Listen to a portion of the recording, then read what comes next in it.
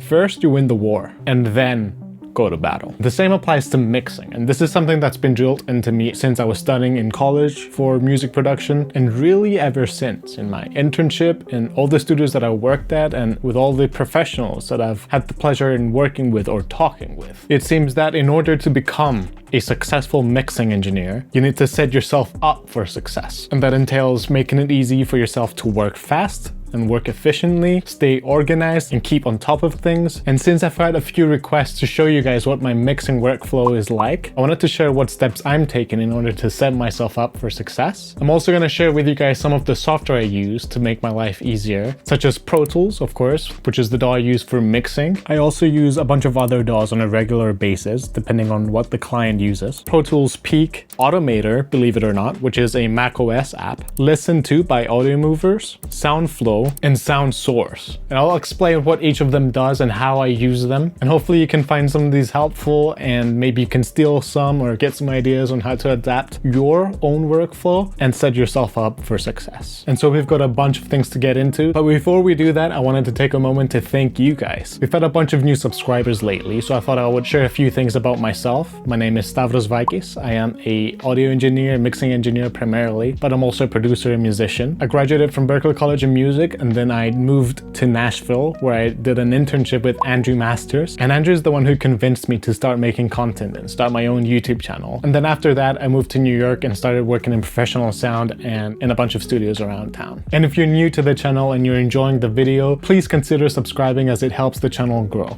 But enough about me, let's get into the workflow. So first things first, I primarily work in Pro Tools. Now that being said, a big part of my workflow is having access and being able to use a whole bunch of other DAWs. And I actually do that very regularly. For example, the past few weeks, I was working on a very interesting album, which is a vocal and string quintet album, and I opted to receive the entire Ableton Live session because that's what the client was working in, instead of the multi-tracks. Because having access to the original production session gives me the ability to dive into the session and look at how the session is organized, look at all the tracks, if there are any instrument groups, what their sends are, any plugin settings that might be interesting. And then this way you have the ability to export whatever you want, however you want. For example, this session that I received is for an orchestral piece, and there's a bunch of tracks for individual spot microphones as well as some Decca-tree microphones, and they're all grouped and labeled for specific instrument groups and then specifically instrument families. And by having access to the session, I was able to dive in and decide that I want to export the spot mics individually for each family of instruments, and then the room microphones, but not necessarily every single individual microphone. I wanted to keep the producer's mix for each instrument because it sounded pretty good, and it would make the session so much less complicated for an entire orchestra. And so I want to have the flexibility of being able to open any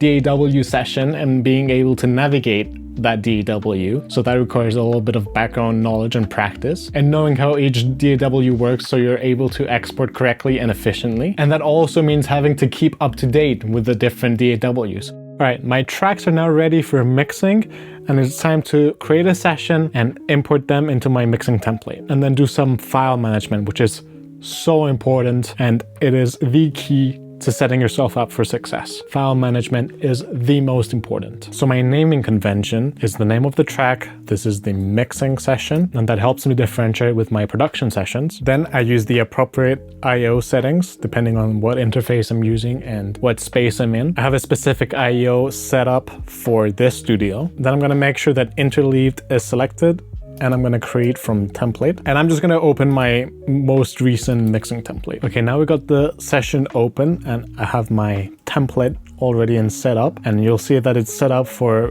lead vocals, background vocals, guitar, keys, bass, and drums. I've got some aux tracks for parallel processing, and I've got my aux sends over here. And then I have my submix, which is where everything ends up, which is where I have my bus compressor and all my bus processing. Metric AB, which is a very cool plugin to AB with maybe mixing references or previous versions of a mix. You can do a bunch of things with this plugin. It's a really cool plugin. I've got my headphone monitoring track, which we will talk about in a little bit. And then some VCA tracks that control either global, which is all the instrument folders for the vocals specifically, or for the parallel tracks if I have any volume. I can adjust here. I also have one for the drums, the individual drum parts. For example, the snare, microphones. If I have multiple microphones, the kick microphones, overheads, and room. And this helps me push hard into the drum bus or less so. And then I have a VCA for all the aux tracks. All right, and so once we're done, our session should look something like this. All tracks edited. We have all the silences cut out. Everything is routed to its own folder. And the way I did the specific track is with instrument family. So I routed all the strings to their own strings folder, all the brass to their own brass folder, woodwinds to a woodwinds folder, and then percussion to percussion folder. And everything's nice and color coded. But now my session is set up and I'm ready to start mixing. Now I do quite a bit of mixing in headphones as well as speakers, and I'm a big fan of EQ correction for headphones. If that's something that you've looked into before, you probably realized it takes a bit of thinking on how to set it up so you can monitor through an EQ for your headphones without using an external application to do that. So here's how I do it in Pro Tools, but this is something that you can do in most DAWs. And this is part of my mixing template, so whenever I start a new mix, this is already set up for me. And what that allows me to do is use my speakers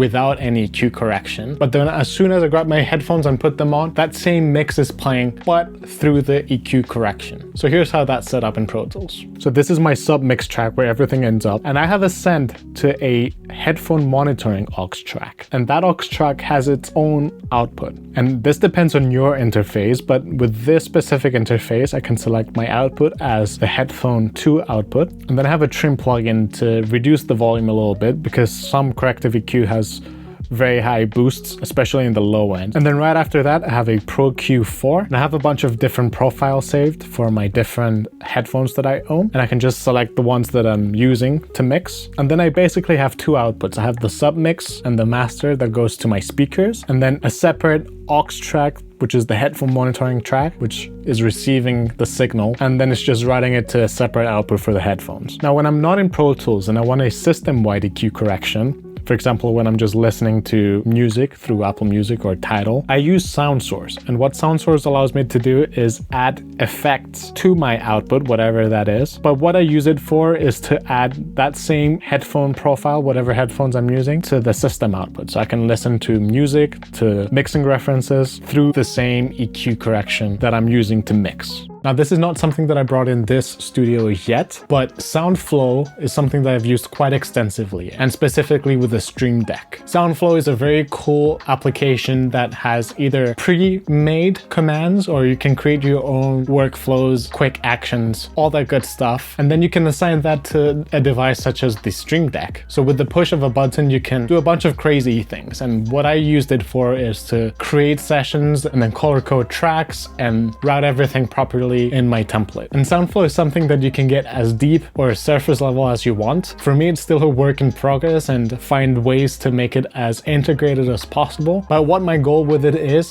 to basically be able to hit a few buttons and then do a bunch of complicated routings in seconds. Now let's talk file management. This is the Pro Tools session folder that I have open. So this is the mixing session, and you're gonna see a bunch of files in here. This is the actual Pro Tools session. And the first thing that I always do is create a folder called old. And if I open that up, you'll see all previous versions of Will. So this is the first pass, the first mixing draft over here. Whenever I open up the session to work on it again, the first thing I do is option drag and drop into the old folder. So that creates a copy of the version of the session as we had left it last time we opened it. And then I'm gonna rename it to today's date, whatever that happens to be, and name it as descriptively as possible. So if I ever need to revert to previous sessions, I can do that easily. In the beginning of the video, I mentioned Automator, which some of you might find that a little bit weird. But that brings me to a very important point about setting yourself up for success. I created a key command to quickly create a rich text document in whatever folder I have open in Finder. And I'm quickly able to write down what I'm working on, any changes, any mixing revision notes. And I can glance at this document and quickly see what date I did what change. And that's very helpful in terms I need to revert back to an older version. because we've all had the experience where we make a revision and then 5 revisions later they tell you, actually, I liked it 5 versions ago. So here's how to create that same automation for yourself. So first you're gonna open Automator and create a quick action.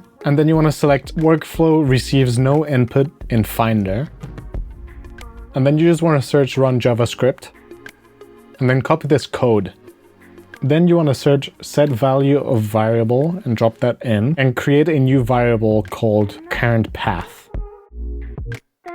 After that, we want to add one more JavaScript. And then this time we just want to replace input with 2 quotation marks. And then you want to search for new text file and drop that in. And you want to select file format as rich text. And in the location, you want to drop the current path variable that we created earlier. So once you do this, you can click save, and then you can name your new quick action, something like a new RTF file. And then you can click save. And then what you have to do to actually assign a key command to that is open system settings and go down to keyboard, go to keyboard shortcuts, and then you're gonna go to services, and under general, you're gonna find your new quick action at the bottom there. And if you double click where it says none, you can assign a key command. So for example, Control Option Command T, and now you can close that. And to test it out, you can go to whatever folder your session is in and hit your new key command, and they'll create a new RTF document, and then you can start writing your mixing notes, your mixing revisions, and keep organized. With the Automator tasks that we created, I can do my key command and create a new mixing node very quickly when I'm setting up the session files. So for file management, to recap, make an old folder and use that as an archive of your session files, and then create a mixing notes document that you can keep a log of all the changes that you've made. Pro Tools Peak is an exceptionally useful app that allows you to preview Pro Tools files without ever having to open Pro Tools. So you know how you can click a PDF file and if you hit spacebar, a preview opens up of the file? Well, that's the same thing, but for Pro Tools. And you can see all the tracks, you can see the color of the tracks, you can see what inserts are used on the tracks and what plugins are on each insert of each track. You can also open the Pro Tools sessions in Pro Tools Peak, and you can actually play the different audio tracks and the different clips in the session. And you can also do cool things such as import a track from one session to whatever session you have open. This is a brand new app, and so they currently have an introductory price. So if this sounds like it's helpful to you, go check it out. Now, the next one is one that has directly made me money. And that's because of how my agreements for mixing are set up. Basically, I offer a number of free revisions included with the cost of hiring me to do a mix. Or alternatively, a client might choose to instead do a 30-minute call where we can hop on a video call and I can share my screen and they can listen to what I'm hearing in Pro Tools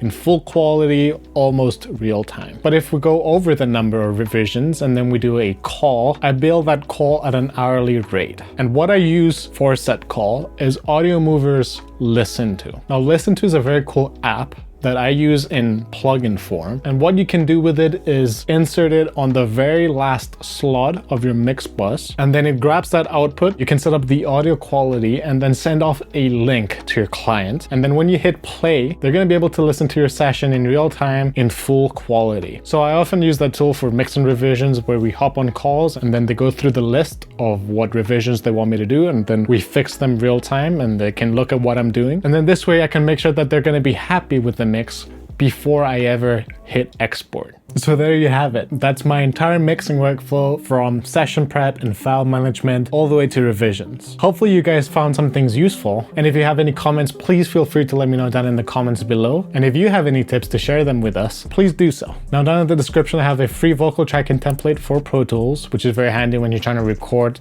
comp edit, and work fast all at the same time, as well as a free Voyager Zoom to preset pack, which I made by sampling my Minimoog Voyager. So thank you so much for watching. Check those down below. Make sure to like and subscribe. It really helps a lot. And until next time, I hope you have a great day.